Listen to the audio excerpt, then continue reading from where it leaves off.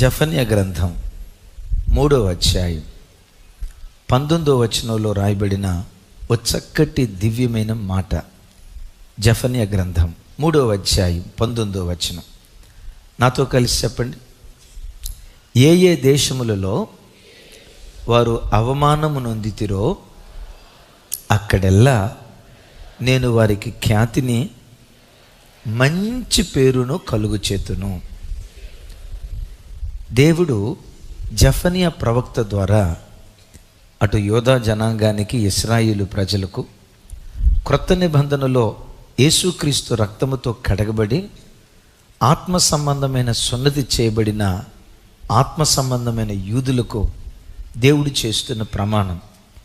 ఆ రోజు యూదులకు, ఈరోజు మనకి ఏమని అంటున్నాడు?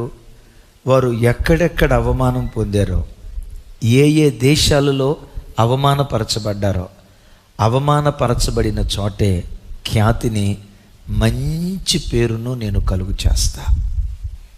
ఆమేన్ చెప్దాం. ఈరోజు ఆరాధనకు వచ్చిన బిడ్డలరా, ఏ గ్రామంలో పుట్టి ఏ ఉద్యోగ స్థలంలో పెరుగుతూ ఎవరి మధ్యలో నువ్వు జీవిస్తున్నావో, నీకున్న స్థితిగతులను బట్టి ఎవరైనా నిన్ను చులకన చేశారా? ఎవరైనా నీ కుటుంబాన్ని గూర్చి అవమానకరంగా మాట్లాడారా? ఎవరైనా నిన్ను గూర్చి చాటున గుసగుసలాడుతూ నీ కుటుంబాన్ని గూర్చి వెకిలిగా మాట్లాడుతూ వచ్చారా? ఇదెంత, దీని బ్రతికెంత, వీడెంత, వీడు బ్రతికెంత, ఆఫ్టర్ ఆల్ ఇది దరిద్రపు కుటుంబం, ఇది ఏడుపుగొట్టు కుటుంబం, ఇలా కుటుంబంలో ఎప్పుడు రోగాలే, భర్త అట్లా, భార్య ఇట్లా, పిల్లలు ఇట్లా. అసలు ఇది ఒక కుటుంబమా? ఇది ఒక సంసారమా? ఛీ, అసలు ఇలాంటి కుటుంబాలు భూమి మీదే ఉండకూడదు. ఈ కుటుంబం ఎప్పుడు దరిద్రులు, ఎప్పుడు అప్పులు అంటారు. ఎక్కడికి వెళ్ళినా వీళ్ళ బ్రతుకు చాచే బ్రతికే, ఎప్పుడు రోగాలతో ఉంటారు. నీ కుటుంబంలో కలిగిన కొన్ని శ్రమలు ప్రజలు ఎగతాళి కారణమయ్యాయా? ఈరోజు నా ప్రభు నీతో చేస్తున్న వాగ్దానం, ఎక్కడెక్కడ అవమానపరచబడ్డావో, ఎక్కడెక్కడ నిందించబడ్డావో, ఏ ప్రజల మధ్యలో చులకన చేయబడ్డావో, అవమానం పొందిన చోటే ఖ్యాతిని మంచి పేరును నా దేవుడు నీకు అనుగ్రహించబోతూ ఉన్నాడు. నమ్మిన బిడ్డలు గట్టిగా చెప్దాం ఆమెన్, ఆమెన్. ఎక్కడ నిందపడితే ఇంకొక ఊరిలో ఘనత కాదు, అక్కడ అవమానం పొందితే ఇక్కడ ఘనత కాదు. ఎక్కడ నిందపడ్డావో, ఎక్కడ అవమానపడ్డావో, అవమానం పొందిన ప్రజల మధ్యలోనే నీ నిందకు ప్రతిగా యేసు నామం పేరిట 2 ఘనత నీ ఒడిలో నా దేవుడు వేయబోతూ ఉన్నాడు. అవమానం పొందిన చోటే ఘనత పొందిన వాళ్ళు ఎవరో తెలుసా? కోరహ్ కుమారులు. పరిశుద్ధ గ్రంథమైన బైబిల్లో కోరహ్ అనే పేరు మీరు వినుంటారు. కోరహ్ ఎవరయ్యంటే లేవి వంశంలో పుట్టినవాడు. మోషే, అహరోను, మిరియాము వీరు ఒక తండ్రికి పుట్టినవారు. ఆ తండ్రి పేరు అమ్రాము. అతని తమ్ముడు ఒక ఆయన ఉన్నాడు, ఇస్హారు అని. ఆయనకు పుట్టినటువంటి వాడే కోరహ్. నేనంట కోరహ్కు మోషే, అహరోను, మిరియాము ఏమవుతారంటే పెదనాయని పిల్లలు. ఎవరి పిల్లలు? కోరహు వేరు, మోషే వేరు కాదు. తండ్రులు వేరు, ఒకే తాత. అగైన్ తండ్రులు వేరు, ఒకే తాత. ఆ తాతకు ఒక తండ్రి, ఆయన పేరు అమ్రాము. అమ్రాముకు పుట్టిన వారే మోషే, అహరోను, మిరియాము. ఇంకొక తండ్రికి పుట్టినవారు కోరహ్. దైవజనమ, విచిత్రం ఏంటంటే సొంత బాబాయ్ పిల్లలే పెదనాన్న పిల్లలు యాజకత్వం చేస్తూ ఉంటే, వీళ్ళే యాజకత్వం చేయాలా? వీళ్ళే అతి పరిశుద్ధ స్థలానికి వెళ్ళాలా? మేము ధూపం వేయకూడదా? మేము ధూపం వేయటానికి తగిన వాళ్ళం కాదా? అసలు వాళ్ళు ధూపం వేసేదేంటి? వాళ్ళకంటే మేము ఇంకెక్కువ ధూపం వేస్తామని ధూపార్తులు చేతబూని మోషే నాయకత్వానికి వ్యతిరేకంగా లేచాడు. ఎవరు? కోరహు. కోరహు లేవటం మాత్రమే కాకుండా 250 మంది గుంపును తనతో కలుపుకున్నాడు. ఈ చెడిపోయిన నా వైపు చూడాలా? ఈ చెడిపోయిన గుంపుకు గ్యాంగ్ లీడర్ ఎవరు? ఈ చెడిపోయిన గుంపుకు గ్యాంగ్ లీడర్ ఎవరు అంటే కోరహ్. మోషే నాయకత్వానికి వ్యతిరేకంగా లేచి, నో, నీ నాయకత్వం క్రింద మేము బ్రతకం, మేమెందుకు నాయకులం కాకూడదు అని దేవుడిచ్చిన నాయకత్వానికి వ్యతిరేకంగా లేచి ఈ 250 మంది ఒక గుంపు అయిపోతే మోషేకి ఏం చేయాలో అర్థం కాల. దేవుడు అంటాడు, నాయకత్వానికి వ్యతిరేకంగా లేచాడంటే మోషే తనంతట తాను నాయకుడు కాల. మోషేను నాయకుడిగా నియమించింది ఎవరు? నేను. మోషేకు వ్యతిరేకంగా లేచారంటే నాకు వ్యతిరేకంగా లేచినట్లు. వీళ్ళకి సాధారణమైన మరణం నేను కలగనీయను. లోకంలోని ఒక విచిత్రమైన మరణం వీళ్ళకి సంభవిస్తుంది. ఏ మరణమో తెలుసా? వాళ్ళు భూమి మీద అట్లా నిలిచి ఉండగానే భూమి రెండుగా నెరలు చేలుతుంది. ప్రజలు చూస్తూ చూస్తూ ఉంటుండగానే పాతాళంలోకి దిగిపోతారు, ఇంకెన్నడూ కనపడరు. చరిత్ర పుటల్లో ఒక ఘోరమైన మరణం పొందుకున్నారు కోరహుతో పాటున్న 250 మంది అనుచరగణం. బిడ్డలారా, ఒకసారి చూడండి. ఏదైనా ఒక సంఘానికి వెళ్ళేటప్పుడు నేను ఎప్పుడు చెప్తాను, ఇంటికి దగ్గరగా ఉన్న సంఘానికి వెళ్ళొద్దాం, బైబిల్కి దగ్గరగా ఉన్న సంఘానికి వెళ్ళాలి. దేవుని వాక్య ప్రమాణానికి దగ్గరగా ఏ సంఘంలో బోధ అందుతుందో, ఏ దైవ సేవకులు పిలువబడిన వారో, అహరోను మోషేను దేవుడు పిలిచాడా, ప్రజలు ఎన్నుకున్నారా? నాయకత్వం ఎప్పుడు గమనించండి, సెలక్షనే ఉంటుంది కానీ ఎలక్షన్ ఉండదు. అగైన్ ఇంకోసారి చెప్తున్నాను, దేవుడు ఒకరిని నాయకుడిగా చేయాలంటే, ఇదిగో మీకు జెర్మియా అన్న కావాలా, రాజన్న కావాలా, జ్యోతక్క కావాలా, జార్జ్ అన్న కావాలా, ఓట్లేయండి, ఎలక్షన్లు పెడదాం. మందిరంలో ఎలక్షన్ ఉండదు, సెలక్షనే ఉంటుంది. అరే ఆమె చెప్పండి. ఏం చెప్పాను? ఏ మందిరంలోనైనా ఎలక్షన్ జరుగుతూ ఉంటే అది మందిరం కాదు, రాజకీయ వేదిక. నాయకుడు కానీ, దైవ సేవకుడు కానీ, పెద్దలు కానీ దేవుని చేత సెలెక్ట్ చేయబడతారు, ఏర్పరచబడతారే కానీ ఎన్నుకోబడరు. రైట్? ఈ దైవజనులు దేవుని చేత ఏర్పరచబడిన వారు అని నీకు నిర్ధారణ అయిన తర్వాత ఆ నాయకత్వానికి ఎప్పుడు విధేయురాలిగా బ్రతకాలి. నాయకత్వాన్ని ఎవరైనా ఎదిరిస్తే కోరహు కుటుంబం ఏమైపోయింది?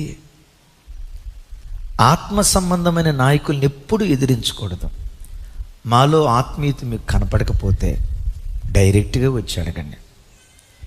మేము మిమ్మల్ని ఆత్మలో పోషించలేని అసమర్థులుగా ఉంటే, ఇంతకంటే మంచి సంఘం, ఇంతకంటే చక్కటి వాక్యం, ఇంతకంటే మీరు ఆధ్యాత్మికంగా ఎక్కడైనా ఎదిగే సంఘం ఉంటే సంతోషంగా అక్కడికి వెళ్ళి నాటబడండి.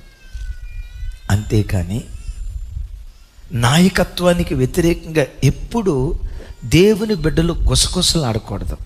అలాంటి గుసగుసలు ఎక్కడైనా వినపడ్డాయా? కోరహు కుటుంబం ఏం జరిగిందో ఒకసారి ఆలోచించండి. ఈ దైవజనుడు ఆత్మ సంబంధమైన వాడు అని తెలిస్తే, ఈ నాయకులు వాక్యానుసారంగా సేవ చేసేవాళ్ళు అని తెలిస్తే నాయకత్వానికి లోబడాలి.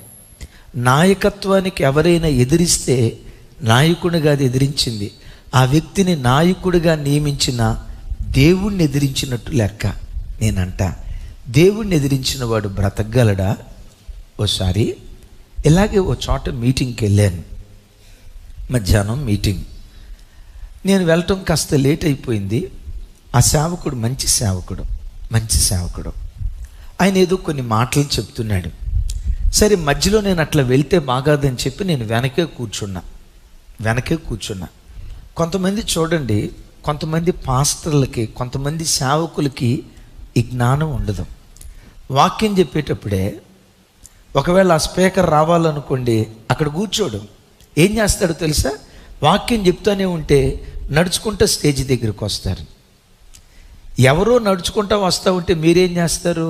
పాస్టర్ గారి వైపే చూస్తారా, ఇట్టా చూస్తారా అని చెప్పండి అమ్మా. మామూలుగా మీరు చేసేది కదా. ఎవరు వస్తున్నారు?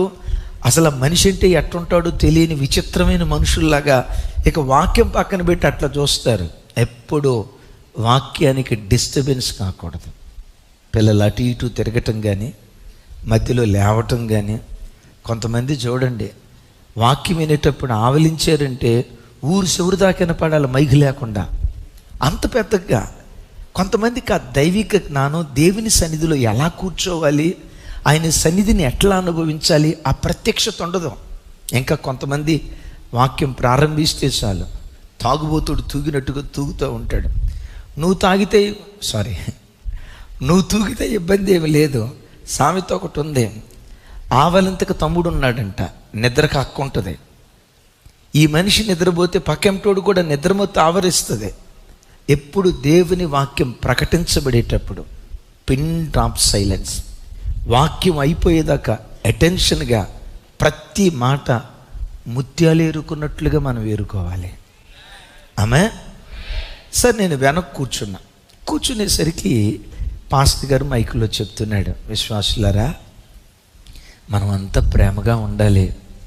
ఒకప్పుడు 5 కుటుంబాలు మన చర్చిలో ఉండే, ఈరోజు ఆ 5 కుటుంబాలను 200 కుటుంబాలను చేశాడు. మనం ఐక్యంగా ప్రేమగా ఉండాలి అని చెప్పాడు. నా ఎదురుగా కూర్చున్న ఒక ఆయన ఏం చేశాడు తెలుసా? పక్కెంటోడిని ఇట్లా పొడిచి, చూడు ఇక ప్రేమ కూర్చి ఈయనే చెప్పాల, ఈయనకి ప్రేమ ఉన్నట్టు. ఈ పాస్టర్కి ప్రేమ ఉందా? అసలు ఈ పాస్టర్కి ప్రేమ అంటే ఏంటో తెలుసా అని ఇటు పక్కోడిని పొడిచాడు. నేను వెనక్కి కూర్చొని సైలెంట్గా వింటున్నా. ఈడేవుడు కాస్త తేడా బ్యాచ్ లాగా ఉన్నాడు, చర్చికి వస్తానే ఇదేం కొసకొసలరా అని చెప్పి సర్లే మనకెందుకులే అని సైలెంట్గా ఉన్నా. ఆ తర్వాత పాస్టర్ గారు 2-3 మాటలు చెప్పి ముగింపులో ఏమన్నాడు తెలుసా? బాబు, మనం 3 రోజులు మీటింగ్స్ ఏర్పాటు చేసాం, కొన్ని లక్షల రూపాయలు ఖర్చు అయింది. మీలో ఎవరైనా ప్రేరేపించబడిన వాళ్ళు ఉంటే, దేవునికి ఇవ్వగలిగే వాళ్ళు ఉంటే ఇవ్వండి, దేవుని పరిచర్యకు సహకరించండి అనే లోపు ఈ వ్యక్తి ఏం చేశాడో తెలుసా? ఇటోడిని పొడిచి చూడు ఈ పాస్టర్ ఏటేడు తిరిగి చివరికి డబ్బుల దగ్గరికే వస్తాడన్న సంగతి నాకు తెలుసో. చూసారా, డబ్బు దగ్గరికే వచ్చాడు. నేను ముందే అనుకున్నా ముగింపులో తప్పకుండా డబ్బు దగ్గర చెప్తాడని. ఈ పాస్టర్కి డబ్బు పిచ్చి ఎక్కువ అన్నాడు. నేను వెనక కూర్చున్న సంగతి మనోడు చూడలే, ఈడేవుడు తేడాగాడిలాగా ఉన్నాడు అని చెప్పి సరే మనం గెస్ట్ స్పీకర్గా వెళ్ళాం, మనకెందుకులే అలాగని ఆ పాస్టర్ గారు కూర్చుని నాకు బాగా తెలుసు, మంచి సేవకుడు. అరే ఇంత మంచి సేవ చేసే సేవకుల దగ్గర కూడా ఇదేమిరా కోరహ బ్యాచ్ ఉంది అని అనుకొని మనసులో కాస్త బాధపడి మనకెందుకులే ప్రార్థన చేద్దామని చెప్పి వాక్యం చెప్పా. అసలు ఇది టచ్ చేయాల. వాక్యం అంతా అయిపోయిన తర్వాత ఈయన వచ్చి, అయ్యారు కుటుంబాలు ఎట్లా కట్టుకోవాలో ఈరోజు నాతో దేవుడు మాట్లాడాడు. అయ్యారు ఈరోజు సెకండ్ మెసేజ్ తప్పకుండా వినండి. కుటుంబాలను ఎట్లా కట్టుకోవాలో నాతో దేవుడు మాట్లాడాడు. అయ్యారు నా కుటుంబాన్ని కట్టుకోలేకపోయా, 2 పిల్లలు, ఒక్కడు మాట అనడు. అయ్యారు నా పిల్లలు నా మాట వినేటట్టుగా నా కొరకు ప్రార్థన చేయండి అయ్యా అని చెయ్యి గట్టిగా పట్టుకొని ఊపుతున్నాడు. నేను అప్పుడు అన్నా, ఏమయ్యా 2 పిల్లలను పెంచడానికే తలమునకలైపోతున్నావే, 500 మంది విశ్వాసులు ఉన్న సంఘాన్ని కట్టడానికి 500 మంది పిల్లలను క్రమశిక్షణలో పెంచడానికి మీ సేవకుడు ఎంత బాధపడుతున్నాడో ఎప్పుడైనా ఆలోచించావా? ఎందుకయ్య గారు అట్లా అంటున్నారు? 2 పిల్లలకే నువ్వు తలమనకలు అవుతున్నావే, 500 మంది సంఘాన్ని పెంచి పోషించాలంటే, అందరికీ తృప్తినివ్వాలంటే ఒక సేవకుడు ఎంత వేదన పడతాడో నీకు తెలుసా? 2కే నువ్వు అల్లాడిపోతున్నావు, ఆయనకి 500 మంది పిల్లలు. చూసిట్ట నా వైపు చూసి, అయ్యగారు ఇందాక నేను అన్న మాటలు విన్నావా అన్నాడు. నేను కదరా తెక్కల మొహమా, వినాల్సిన దేవుడు అన్నాడు. నేను వినాల్సిన దేవుడు అన్నాడు. విన్నారా అయ్యగారు? విన్నానయ్యా, నేను విన్నదానికంటే దేవుడు విన్నాడయ్యా. ముగింపులో ఏమన్నాడు తెలుసా? అయ్యగారు కొంచెం ఇబ్బందిగా ఉంటుంది ఆ మాట. అయ్యగారు నాకు కాస్త నోటి దోలెక్కువ అయ్యగారు, నేను మారేటట్టు ప్రార్థన చేయ అయ్యగారు. నేను ప్రార్థన చేయటం దేవుడు ఎరుగు, ముందు నువ్వు ప్రార్థన చేసుకో. మీకు ఈ పరిచర్య నచ్చలేదంటే, మేము సరైన సేవకులం కాదంటే మా దగ్గరికి రండి. ఈ విషయంలో మీరు తప్పు, ఈ విషయంలో తప్పు, మాకు ఇష్టం లేదు.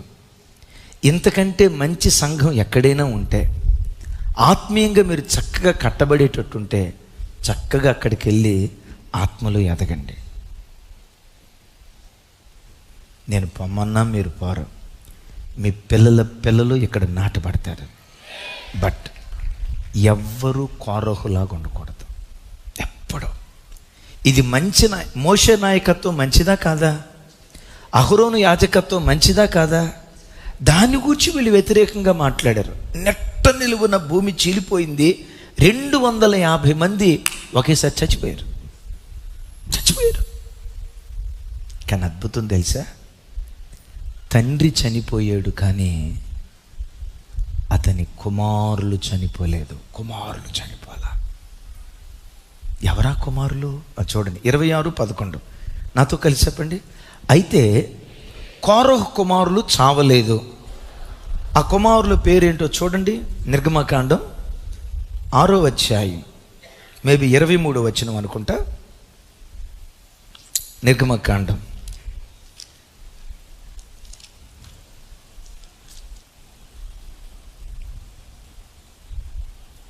24 నాతో కలిసి చెప్పండి. కోరహు కుమారులు అస్సీరు, ఎల్కానా, అబియాసాపు. వీరు కోరహీయుల కుటుంబములు. కోరహుకి ఎంతమంది కొడుకులు? అస్సీరు, ఎల్కానా, అబియాసాపు. అలాగని ఈ ముగ్గురు రాసిన కీర్తనలే అవి అని కాదు. దరిదాపుగా కోరహు కుమారులు 11 కీర్తనలు రాశారు. ఆ తర్వాత వారికి పిల్లలు, ఆ తర్వాత వారికి పిల్లలు, వారి పిల్లల పిల్లలు. ఇంకో విచిత్రం తెలుసా? ఈ కోరహు కుటుంబానికి చెందినవాడే ద గ్రేట్ సమూయేలు ప్రవక్త. ఆమెన్ చెప్తాం గట్టిగా, పెద్దగా చెప్తాం గట్టిగా, ఆమెన్. విన్నారా? వీళ్ళు 11 కీర్తనలు రాశారు. ఈ కోరహు కుమారులు తండ్రి ఎక్కడ అపకీర్తి పొందాడో కుమారుల ద్వారా ఆ కుటుంబానికి కీర్తి ప్రతిష్టలు దేవుడు మరలా పుట్టించాడు. ఈ దేవుడు ఎవరో తెలుసా? ఎక్కడ అవమానం పొందుతావో, ఎక్కడ అపకీర్తిని మూటగట్టుకుంటావో, అపకీర్తిని మూటగట్టుకున్న చోటే కీర్తి ప్రతిష్టలు నీకు పుట్టించగలిగినటువంటి దేవుడు. అలా పుట్టించడానికి 5 కారణాలు త్వరగా చెప్తాను. తండ్రి చచ్చాడు, 250 మంది చనిపోయారు, ఇతడు చావలా. ఈ బ్రతకటాన్ని బట్టి వాళ్ళు నేర్చుకున్న మొట్టమొదటి పాఠం ఏంటో తెలుసా? బ్రతికి ఉన్నామంటే దేవుని బృహత్తరమైన ప్రణాళిక ఇంకా మా మీద నిలిచింది అని గ్రహించారు. బిడ్డలారా, నీతో కలిసి నీవే సంవత్సరంలో పుట్టావో అదే సంవత్సరంలో పుట్టిన వాళ్ళు కొన్ని కోట్ల మంది ఉన్నారు. ఈరోజు వాళ్ళు లేరు, కాలగర్భంలో కలిసిపోయారు. ఈ 2025వ సంవత్సరం నీతో పాటు ప్రారంభించిన వాళ్ళు కొన్ని లక్షల మంది ఉన్నారు. కానీ విచిత్రం ఏంటో తెలుసా? అక్టోబర్ నెల ఈ తారీఖు వచ్చేసరికి ఈ దినాన్ని చూడలేక వాళ్ళు కాలగర్భంలో కలిసిపోయారు. నీ కుడి ప్రక్క 1000 మంది కూలిపోయారు, ఎడం పక్క 10,000 మంది కూలిపోయారు. ప్రతిరోజు వేల లక్షల కొలది ప్రజలు చనిపోతున్నా ఇంకా నీవు నేను ఎందుకు సజీవులుగా ఉన్నామో తెలుసా? నీ మీద దేవునికి ఇంకా బృహత్తరమైన ప్రణాళిక ఉంది. ఏదో ఉద్దేశం నా మీద దేవునికి ఉంది. ఇది గ్రహించు. నువ్వు బ్రతుకున్నావంటే నువ్వు తీసుకున్న ఆరోగ్య జాగ్రత్తలు కాదు, డ్రైవింగ్ ఏదో చక్కగా చేయటాన్ని బట్టి కాదు, నువ్వు తినే తిండి కాదు, నువ్వు తీసుకునే ఆరోగ్య జాగ్రత్తలు కాదు. దేవుడే ఎన్నో ఉపద్రవాల నుంచి నిన్ను తప్పించి నిన్ను బ్రతికించాడు. ఎందుకు బ్రతికించాడో తెలుసా? ఈ భూమి మీద నువ్వు జరిగించాల్సిన కార్యాలు ఇంకా అనేకమైనవి ఉన్నాయి. తన పని కొరకు నిన్ను బ్రతికించాడు దేవుడు. కొంచెం గట్టిగా చెప్దాం ఆమేన్. వాస్తవంగా మోషే చంపబడాల్సినోడు. రాజశాసనం బయలుదేరింది పురిట్లోనే చంపేసేయిందని. మంత్రసానులు చంపలేదు. నేనంటాను, 3 నెలలు తల్లి దాచింది. నేనంట 3 నెలలు తల్లి దాచిందంటే విచిత్రం చూడండి. రోజు సైనికులు పహారా కాస్తూ ఉంటారు, ఇక్కడ ఏమైనా చిన్నపిల్లలు ఉన్నారా, మగపిల్లలు ఉన్నారా అని. నేనంట చిన్నపిల్లలు ఉన్నారు, చిన్నపిల్లలకు ఆకలి అయితే ఏమండి 3 నెలల చిన్న బిడ్డ, వాడికి ఆకలి అయితే వెంటనే మమ్మీని పిలిచి, మమ్మీ నాకు ఆకలి అవుతుంది, పాలి మమ్మీ అని అడుగుతాడా లేదా? చెప్పాలి. అడుగుతాడా లేదా? అడుగుతాడా? అడగడు, అరుస్తాడు. ఒకవేళ వాడు వేసుకున్న బట్టలోనే, డైపర్లోనే ఈ 2 కార్యక్రమాలు అయిపోయినాయి అనుకోండి, మమ్మీ నా డైపర్ పాడైపోయింది, రా మమ్మీ డైపర్ మార్చు మమ్మీ అని వెంటనే అమ్మని పిలుస్తాడా లేదా? అమ్మ పిలుస్తాడా లేదా? ఏం చేస్తాడు? ఏం చేస్తాడు? పిలవడో, అరుస్తాడు. వాడికి ఆకలైనా అరిపే ఆయుధం, ఏడిపే ఆయుధం, బట్టలు మాసిపోయినా అరిపే ఆయుధం, నిద్ర పట్టకపోయినా, కడుపులు నొప్పి అయినా, ఏ బాధ అయినా అరిపే ఆయుధం. కానీ విచిత్రం ఏంటో తెలుసా? 3 నెలల పాటు మోషే అసలు అరవలా. ఏసురత్నమనా ఒకవేళ అరిసి ఉంటే ఇట్లా ఎగరేసి కత్తితో 2 ముక్కలు చేసేవాళ్ళు. సరే వదిలేసేయండి. నైలు నదిలో వదిలిపెట్టారు. నైలు నది దేనికి ప్రసిద్ధో తెలుసా? నక్కలకా? అమ్మ థ్యాంక్ యూ తల్లి, థ్యాంక్ యూ. అది నైలు నది దేనికి ప్రసిద్ధో తెలుసా? మొసళ్ళకు ప్రసిద్ధి. ఐగుప్తు దేశాన్ని యెహెజ్కేలు గ్రంథంలో మొసలికి సాదృశ్యంగా యెహెజ్కేలు గ్రంథంలో చెప్తాడు. మొసలి కాదు, మొసలికి సాదృశ్యంగా చెప్తాడు. నైలు నదిలో కొన్ని వందల కలిది జమ్ముపెట్టులో పెట్టేసినప్పుడు పెట్టిన పడేసి లోపట ఉన్నటువంటి మోషేను లాక్కొని తినొచ్చుగా? తినాల్సిందే. సకల ఉపద్రవాల నుంచి మోషేను దేవుడు ఎందుకు తప్పించాడో తెలుసా? మోషే మీద దేవునికి బృహత్తరమైన ప్రణాళిక ఉంది. చనిపోయిన వారి కంటే మనం గొప్పవాళ్ళమని కాదు. కరోనా కాలంలో కోట్ల కొలది ప్రజలు పెట్టలు రాలిపోయినట్లుగా రాలిపోయారు. నేను ఎందుకు బ్రతుకున్నానో తెలుసా? నీవెందుకు బ్రతుకున్నావో తెలుసా? ఇంకా నీవు సజీవునిగా ఎందుకు భూమి మీద ఉన్నావో తెలుసా? నీ మీద దేవునికి గొప్ప ఆలోచనలు ఉన్నాయి. నువ్వు చేయాల్సిన పనులు చాలా ఉన్నాయి. నీ మీద ఉన్నతమైన ఉద్దేశం ఉండటాన్ని బట్టి ప్రతి మరణం నుండి, ప్రతి యాక్సిడెంట్ నుండి, ప్రతి మరణకరమైన వ్యాధి నుండి, ప్రతి ఉపద్రవము నుండి దేవుడే నిన్ను తప్పిస్తూ వచ్చాడు. మీకు తెలుసా? ఇంగ్లాండ్ దేశంలో ఒక ఆయనకి 19 మంది పిల్లలు. ఎంతమంది? ఎవరా మహానుభావుడు అని నన్ను అడగొద్దు అయ్యా. ఒకళ్ళిద్దరికే తలపేణం తాక్కొస్తుంది. 19 మంది. అవును, దరిదాపుగా 19 మంది పిల్లలు. ఆ 19 మందితో కలిసి ఒక ఇంట్లో ఉన్నాడు. ఏమైందో తెలియదు, ఇల్లు కాలిపోతుంది. ఎప్పుడైతే ఇల్లు కాలిపోతుందో, బాబో ఇల్లు కాలిపోతుంది, బాబో ఇల్లు కాలిపోతుందని అందరు కేకలేయటం ప్రారంభించారు. మంచి గాఢ నిద్రలో ఉన్న తల్లి తండ్రి లేచి, గమనించండి, ఈ పిల్లలందరినీ బయటకు తీసుకొద్దామని చెప్పి వెతుకులాడుతూ ఉంటే ఎంతమంది? ఒకళ్ళ ఇద్దరా? ఒక ఇద్దరు అయితే ఇటు ఒక ఇద్దరిని పెట్టుకొని బయటకు వేసుకొని రావచ్చు. 19 మంది. ఆ 19 మంది ఎక్కడ పడుకున్నారో ఏంటో, ఏ స్థలంలో ఉన్నారేంటో. అదే చిన్నపాటి హాస్టల్. విన్నారు ఈ మాట? చిన్నపాటి హాస్టల్ అది. ఈ అగ్ని మంటలు తగలబెడతా ఉంటే ఆ తండ్రి పిల్లల్ని భుజాల మీద వేసుకొని బయటకు తీసుకురావటం, మరలా లోపలికి వెళ్ళటం, మిగతా పిల్లల్ని భుజాల మీద వేసుకొని బయటకు తీసుకురావటం, మరలా లోపలికి వెళ్ళి మొత్తానికి బయటకు తీసుకొచ్చిన తర్వాత అమ్మయ్య అందరూ వచ్చినట్టున్నారు. అయినా అందరూ వచ్చారో లేదో డౌట్. లెక్కేద్దాం ఆగు. 1 2 3 4 5 6 చెప్పండి.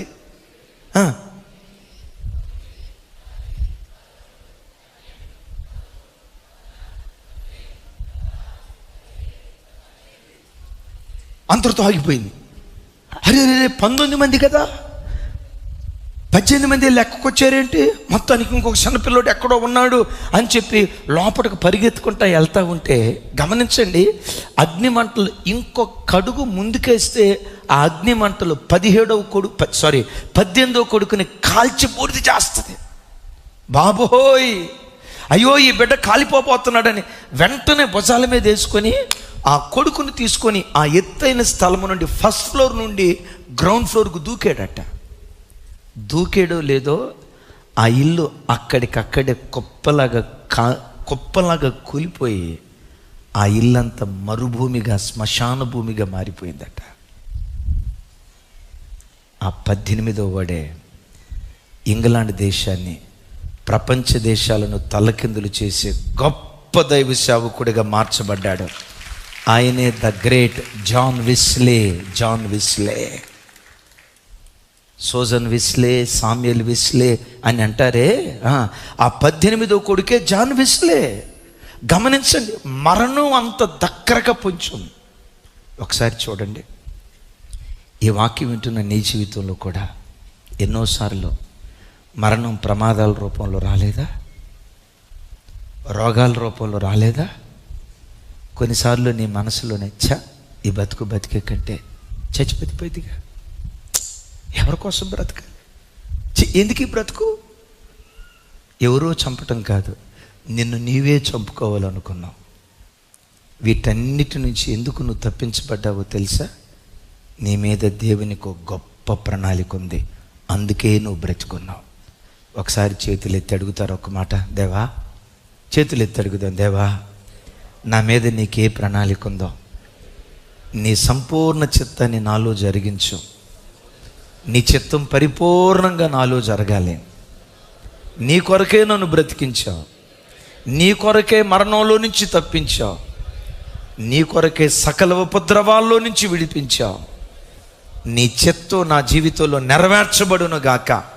నెరవేర్చబడాలని ఆశపడే బిడ్డలు చప్పలు కొడుతూ దేవునికి స్తోత్రాలు చెప్దాం. ఆమేన్. రెండవది తండ్రి ఓటమి నుండి గెలుపు పాఠాన్ని నేర్చుకున్నాడు. అగైన్ తండ్రి ఓటమి నుండి గెలుపు పాఠాన్ని నేర్చుకున్నారు కోరహు కుమారులు. కాబట్టి ఏం జరిగిందో తెలుసా? అవమానం పొందిన చోటే ఖ్యాతి, మంచి పేరు దేవుడు వాళ్ళకు కలుగు చేశాడు. ఎక్కడి నుంచి పాఠం నేర్చుకున్నాడు? తండ్రి ఓటమి నుండి. నాతో కలిసి చెప్పండి, తండ్రి ఓటమి నుండి గెలుపు పాఠాన్ని నేర్చుకున్నాడు. చూడండి ఆ మాట ఒకసారి. సంఖ్యాకాండం 16వ అధ్యాయం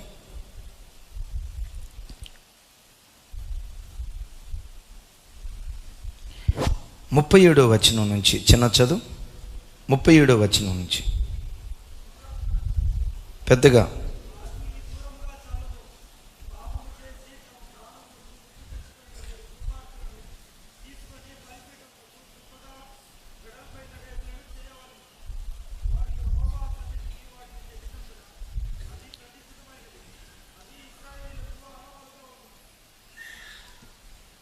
రైట్, మళ్ళా బ్యాక్ 36 నుంచి చూపించి, చిన్న 37 నుంచి నాతో కలిసి చెప్పండి. 37 నుంచి, సరే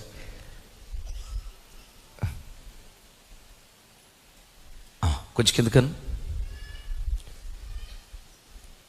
రైట్. పాపము చేసి తమ ప్రాణములకు ముప్పు తెచ్చుకునిన వీరి ధూపార్తులను తీసుకొని బలిపీఠమునకు కప్పుగా వెడల్పైన రేకులను చేయవలెను. వారు యెహోవా సన్నిధికి వాటిని తెచ్చినందున అవి ప్రతిష్ఠితమైనవి, అవి ఇశ్రాయేలీయులకు ఆనవాలుగా ఉండును. చివరి మాట చెప్పండి, ఇది ఇశ్రాయేలీయులకు ఆనవాలుగా ఉండును. నెక్స్ట్, అప్పుడు యెహోవా మోషేకు ఇలాగూ సెలవిచ్చెను, నీవు యాజకుడగు అహరోను కుమారుడైన ఎలియాజరుతో ఇట్లనుము, ఆ అగ్ని మధ్య నుండి ఆ ధూపార్తులను ఎత్తుము, అవి ప్రతిష్ఠితమైనవి. తమ్ముడు నెక్స్ట్ చిన్నాక నువ్వు అదే చూపిస్తా ఉన్నావు.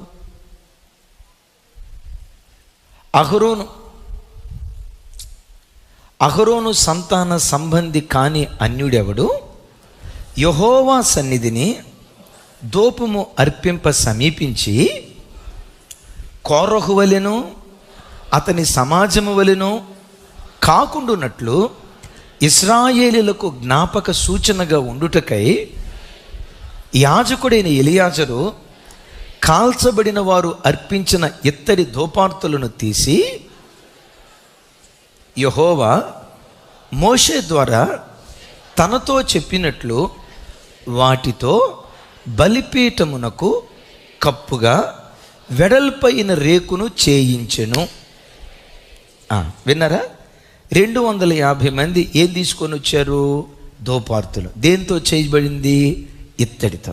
వాళ్ళు చచ్చిపోయారు, ధూపార్తులు అక్కడే ఉన్నాయి. ఇప్పుడు మోషేతో దేవుడేమంటాడంటే, నైనా ఈ ఇత్తడి ధూపార్తులన్నిటినీ కాల్చి రేకు ఒకటి చేయండి. ఏం చేయమంటారు రేగుతో?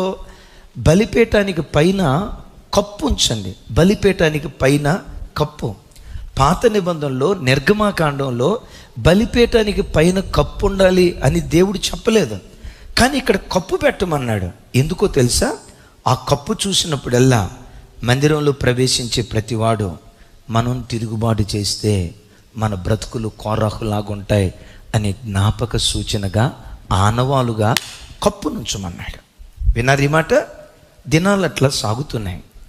కోరహు వంశంలోనే పుట్టిన సమూయేలు, అదే ఎల్కానా, అదే హన్నమ్మ తల్లి ఉందే, హన్నమ్మ తల్లి చిన్న బిడ్డ సమూయేలును దేవుని మందిరంలో వేసింది. లోతైన మాట బాగా గ్రహించండి, లోతైన మాట. తల్లి బిడ్డను మందిరంలో వదిలేసిన తర్వాత ఏడాదికి ఒక పర్యాయం కొడుకుని చూడటానికి వచ్చేది. వచ్చినప్పుడు అడిగేది, నాన్న మందిరంలో బలిపీఠం ఉందా? ఉంది మమ్మీ, బలిపీఠం ఉంది మమ్మీ, రోజు ఆ బలిపీఠం దగ్గర బలులు అర్పిస్తారు మమ్మీ అని చెప్పేవాడు. తల్లి అడిగేది, నాన్న బలిపీఠం పైన ఒక పైకప్పు ఉంటుందే, ఎత్తడితో చేయబడింది, అదేమైనా ఉందా? ఉంది మమ్మీ, నేను చూశాను, పైన ఇట్లా ఉంటుంది రేకు, మన ఇంటి మీద రేకులు ఉంటాయి చూసారా, అట్లాగే బలిపీఠానికి పైగా ఇత్తడి కప్పు రేకుతో ఉంది మమ్మీ, నేను చూసాను మమ్మీ. బాబు, ఆ ఎత్తడి రేకు ఎందుకు వచ్చిందో తెలుసా? మీ పితరుడు ఉన్నాడే, మీ పితరుడు కోరహు, వాడు పాపం చేసి ప్రాణానికి ముప్పు తెచ్చుకున్నాడు. వాడు ముప్పు తెచ్చుకోవటం కాదయ్యా, వాడితో పాటు 250 మంది ప్రాణాలకు ముప్పు కలిగింది. అయ్యా, పాపం చేస్తే ప్రాణానికి ముప్పు కలిగిద్ది, పవిత్రంగా బ్రతికితే ప్రాణం భద్రపరచబడుతుంది. నాన్న నువ్వు జాగ్రత్త. షిలోహు మందిరంలో నీ చుట్టూతో ఉన్న వాళ్ళు ఎలా ఉన్నా వాళ్ళని చూసి నువ్వు చెడిపోకు, వాళ్ళని చూసి నువ్వు పాడైపోకు. ఆ ఎత్తడి రేకు చూసినప్పుడల్లా పాఠం నేర్చుకో. అగైన్ ఈ మాట చెప్తున్నాను, నీ పితరుల ఓటమి నుండి నీవు గెలుపు పాఠాన్ని నేర్చుకో. బిడ్డలారా, నీ తండ్రి ఓటమి నుండి నువ్వు పాఠం నేర్చుకో. నీ తండ్రి త్రాగుబోతయ్యాడు కదా, కుటుంబం పేదరికం అనుభవించడానికి ఆ త్రాగుబోతరణమే కదా కారణం. మరలా ఆ త్రాగుబోతనం వైపే నువ్వు వెళ్తున్నావంటే నువ్వెంత వెర్రోడివి. అక్రమ సంబంధాల్లో మన పితరులు బ్రతకటాన్ని బట్టే కదా, వావి వరసలు తప్పి తన భార్య ఎవరో పొరుగువాడి భార్య ఎవరో ఆ ఇంకిత జ్ఞానం లేక అక్రమంగా బ్రతకటాన్ని బట్టి పాపం చేసి ప్రాణానికి ముప్పు తెచ్చుకున్నారు కదా. మన పితరులు తరతరాలు ఆ శాపం వెంటాడుతూ ఉంటే అదే పాపాన్ని జుర్రుకోవటానికి నువ్వు ప్రయత్నం చేస్తున్నావంటే నీవెంత బుద్ధి లేని దానివి, నీవెంత బుద్ధి లేనోడివి. నీ పితరులు పాపం చేసి ప్రాణానికి శాపం తెచ్చుకున్నారు. తరతరాల శాపాన్ని పిల్లల ఒడిలో వేశారు. నీ పూర్వీకులు ఎందుకు ఓడిపోయారో తెలుసు, నీ పూర్వీకులు ఎందుకు పతనమైపోయారో తెలుసు, ఆర్థికంగా ఆత్మీయంగా అన్ని కోణాల్లో ఎందుకు వాళ్ళు చితికిపోయారో తెలుసు. ఇదంతా తెలిసినా వారి ఓటమి నుండి నువ్వు పాఠం నేర్చుకోకుండా అదే బుద్ధి లేని పనులు చేస్తే నీవెంత బుద్ధి లేని దానివి, నీవెంత బుద్ధి లేనోడివి. తల్లి చెప్పేది, నాన్న ఆ బలిపీఠం పైన ఎత్తడి రేకు ఉంటుంది, అది చూసినప్పుడల్లా నువ్వు జాగ్రత్త పడు. అది చూసినప్పుడు షిలోహు మందిరంలో ఏం జరిగిందో తెలుసా? యాజకుని కుమారులు మందిరానికి వచ్చిన స్త్రీలతో అక్రమంగా బ్రతికేవాళ్ళట. వాళ్ళంత అక్రమంగా బ్రతుకుతున్నా చిన్నతనం నుంచి కళ్ళతో చూసింది పాపం, చెవులతో విన్న సంఘటనలు పాప సంబంధమైనవి, తన చుట్టూతో జరిగే కార్యక్రమాలు పాప సంబంధమైనవి. సమూయేల్ ఎక్కడ పాపం చేయకుండా బురదలో పెరిగిన తామర వృక్షంలాగా పవిత్రుడిగా దేవుని కొరకు బ్రతికాడు. అతనికి స్ఫూర్తినిచ్చింది ఏదో తెలుసా? తన పితరుల ఓటమి. ఒక చిన్న వీడియో చూపిస్తా. ఈ కాలంలో యవ్వన పిల్లలు మేవే చేయాలనుకుంటే అది చేస్తాం. మాకేది కావాలంటే అది. తల్లిదండ్రుల మీద తిరుగుబాటు చేసి జీవితాలు చేతులారా నాశనం చేసుకుంటున్న యవ్వన తరం. ఆ తండ్రి ఆటో డ్రైవర్, తల్లి ఆ ఇంట్లో ఈ ఇంట్లో ఆయా పని చేస్తుంది. ఆయా పని అంటే తెలుసు కదా, వాళ్ళ బేషన్లు కడగటం, బట్టలు ఉతకటం, ఈ మైల బట్టలన్నీ శుభ్రం చేయటం, ఇది ఆ తల్లి చేసే పని. వాళ్ళకిద్దరు పిల్లలు, కూతురు చిన్న వయసులో షుగర్ వచ్చేసింది. కూతురికి. ఆ కొడుకు 15-16 సంవత్సరాల నుండి 15వ సంవత్సరం 16వ సంవత్సరం నుండి తల్లిదండ్రులను రాసి రంపాన పెట్టడం ప్రారంభించాడు. నాకు ఐఫోన్ కావాలి. తల్లి చెప్తుంది, మీ నాన్న ఆటో డ్రైవర్ రా, రోజంతా కష్టపడితే వచ్చేది 500 రా, ఈ 500 కష్టార్జితంతో నీకెట్లా ఐఫోన్ కొని పెడతాడు? ఐఫోన్ కొని పెడతారా లేదా? కొని పెట్టకపోతే నేను చచ్చిపోతా. ఒరే, ఐఫోన్కి నువ్వు బ్రతకటానికి సంబంధం ఏంట్రా? నాకు అవసరం లేదు, నాకు ఐఫోన్ కావాలా. తల తాకట్టు పెట్టారో ఏం చేశారో తెలియదు. ఇచ్చారు. ఇక వీడు చదువుకోకుండా 24 గంటలు ఐఫోన్తో ఆడుకుంటా ఉంటే తల్లి ఒకరోజు మందలించిందట, రేయ్, ఆ ఫోన్ నిన్ను పాడు చేస్తుందిరా, ఆ ఫోన్ వల్ల చదువుల్లో ఓడిపోతున్నావురా, ఆ ఫోన్ వల్ల చదువులో సరిగా మార్కులు రావట్లేదురా, ఆ ఫోనే నీ జీవితం పాడు చేసిందిరా అంటే తల్లి మీద కోపగించుకొని 1,20,000 రూపాయల ఐఫోన్ నేలకేసి పటామని కొట్టాడట. ముక్కలు అయిపోయింది. 1,00,000 రూపాయలు సంపాదించడానికి తల్లికి 2 సంవత్సరాలు పడితే 1,00,000 రూపాయలు నేలపాలు చేయటానికి వాడికి 2 నిమిషాలు పట్ల. ఆ 1,20,000 సంపాదించడానికి తల్లికి 2 సంవత్సరాలు పడితే ఆ 1,20,000 రూపాయలు నేలపాలు చేయటానికి 2 సెకండ్లు సరిపోయినాయి వాడికి. ఎన్ని మాటలు చెప్పిన వాడు ఎనలా. సరే, దినాలు అట్లా గడుస్తున్నాయి. మొన్న మధ్య అన్నాడట, దసరా కల్లా నాకు 2,80,000 రూపాయల బండి కావాలి. ఏ బండి? ఒరే, మీ నాన్న తోలే ఆటో ఖరీదే ఇంతరా. నీ సుఖాల కోసం 2,80,000 రూపాయల బండి మేము ఎక్కడి నుంచి తీసుకొచ్చేవరా? ఎవరిని బిడ్డలారా, మీకేది కావాలంటే అది తల్లిదండ్రులు ఇచ్చేదాకా రాచి రంపాన పెట్టి తల్లిదండ్రులను ఏడ్పించే పిల్లలుగా ఒకవేళ మిగిలిపోయారేమో. నా వైపు చూడండి. అమ్మ నిన్ను గూర్చి ఏడిస్తే, నాన్న నిన్ను గూర్చి ఏడిస్తే, ఇలాంటి కొడుకు నా కడుపుని ఎందుకు పుట్టాడు, ఇలాంటి కూతురు నా కడుపుని ఎందుకు పుట్టింది, వీడు పుట్టకుండా ఉంటే బాగుండని కన్న గర్భం నిన్ను గూర్చి ఏడుస్తూ కన్నీటి చుక్కలు రాలిస్తే గ్రహించండి, ఆ కన్నీటి చుక్కల్లో నుంచి శాపపు విప్లవం బయలుదేరుతుంది. జాగ్రత్త. కన్న గర్భం ఎప్పుడు నేను చూసి మురిసిపోవాలి, కన్న గర్భం ఎప్పుడు ఆనంద డోలికల్లో కేరింతలు కొట్టాలి. ఇలాంటి తిరుగుబోతు కొడుకు నా కడుపుని ఎందుకు పుట్టాడా, మాట వినని ఇలాంటి కూతురు నాకెందుకు పుట్టిందానని తల్లిదండ్రులు ఏడవకూడదు. ఈరోజు తల్లిదండ్రుల ప్రధాన సమస్య పిల్లలే. ఈరోజు ఎవరిని బిడ్డలారా, మీ అమ్మా నాన్నలు ఏడవటానికి నీవే కారణమయ్యావా?